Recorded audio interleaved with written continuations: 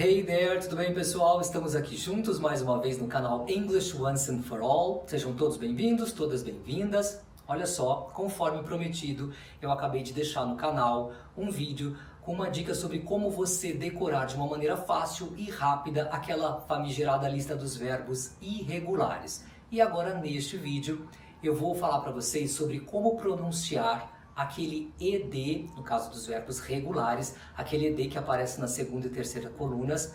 E eu já queria adiantar para vocês o seguinte: tem 3 formas de se pronunciar esse ED e nenhuma delas é ED. Sabia disso? Sabia não? Então bora lá pro vídeo. É muito legal isso que a gente vai ver aqui agora, gente. Olha só, acabei de falar para vocês que aquele ED lá da segunda e terceira coluna dos verbos regulares, a gente tem 3 formas de se pronunciar.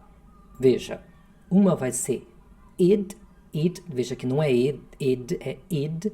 A outra vai ser d, só um Dzinho e um t. Esse T, assim chamemos de bem seco, não é uma opção.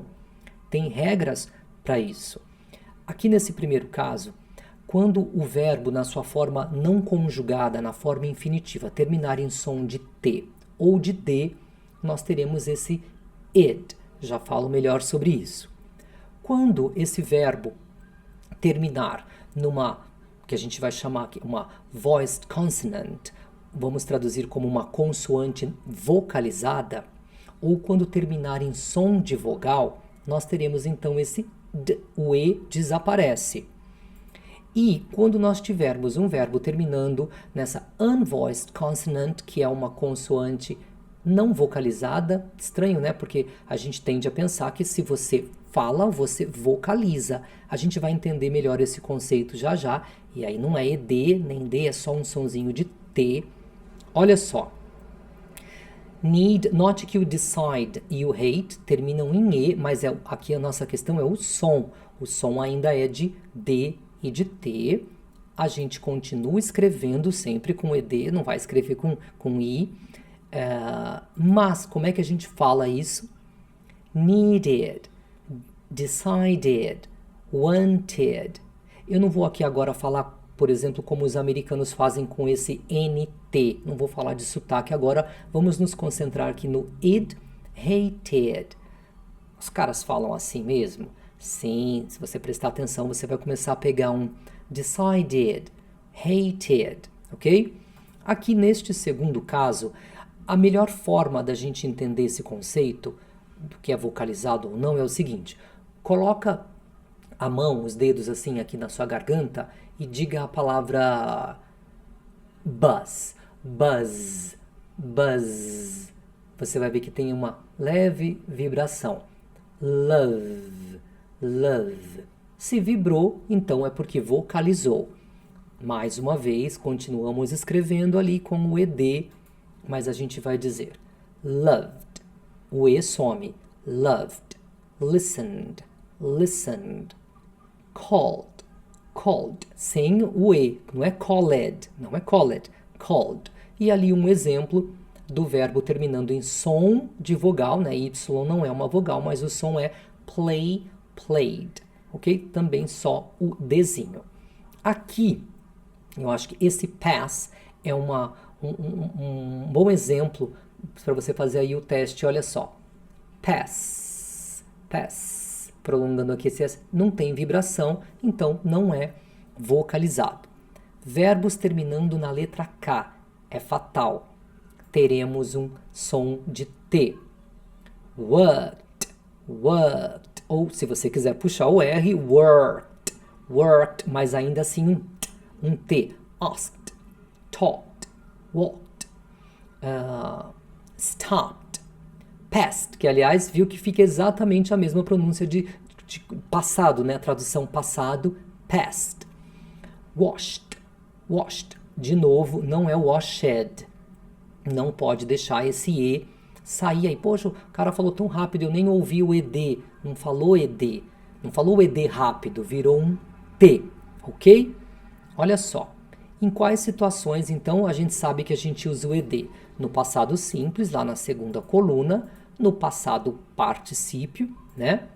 E também em inglês a gente vai usar ED para formar alguns adjetivos.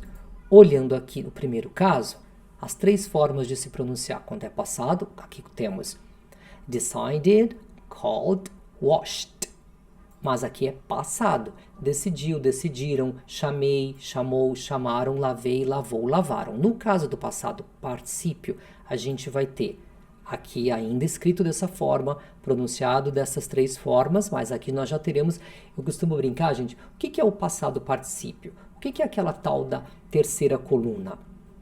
É a do é do ido, não tem o edo, eu que gosto de brincar com esse som, eu acho que a brincadeira ajuda, né, a gente a memorizar, a do é do ido, partido, comprado, corroído, chamado, enfim, então ali a tradução é outra. A gente tem também, gente, só para constar, porque não é nosso foco, claro, o particípio na forma irregular também é quebrado, não existe escrevido, né, escrito e assim por diante. Mas não é nosso foco agora. Chegando aqui aos adjetivos, olha que legal. Interessado, dedicada, talentoso, talentosa. É feito, a gente faz isso em inglês com ed. Então, interested, dedicated, talented. Tem que sair aí este izinho. Temos também adjetivos lá com a forma irregular, mas não é o caso. Agora é o seguinte. As exceções, né, à regra. Olha só, aqui apenas no caso dos adjetivos nós teremos estas exceções que eu listei aqui. Então, olha só, você falou que quando termina em K é fatal, tem que ser um t. Então, se a gente pegar aquele pelado ali, nu, nua, pelado, pelada, então eu vou dizer naked, naked. Não, porque é um adjetivo, aqui é uma exceção. Nós teremos um naked, naked. A mesma coisa acontece ali, por exemplo, com a wicked, não vai ser wicked. Você vai ter que, se você olhar a pronúncia ali na coluna do meio, no símbolo fonético, você tem um i. Então, temos aqui essa exceção, wicked, aí ele tem que sair. Se a gente pegar learn como verbo, então a gente vai ter um learned, learned, esse som, porque é verbo. Mas pensando numa pessoa lida, estudada, uma pessoa erudita, ou seja, um adjetivo, nós teremos um learned, learned.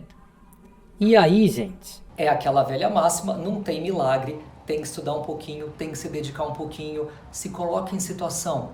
Viu lá num texto um ed, alguns verbos com ed, se provoque, se pergunte como é que eu pronunciaria esse ed nesse caso, de acordo com aquelas regras. Bom, se você gostou do vídeo, já sabe, se inscreva no canal, compartilhe todos os vídeos, não só esse, mas todos os vídeos da série, e a gente se vê na nossa próxima aula.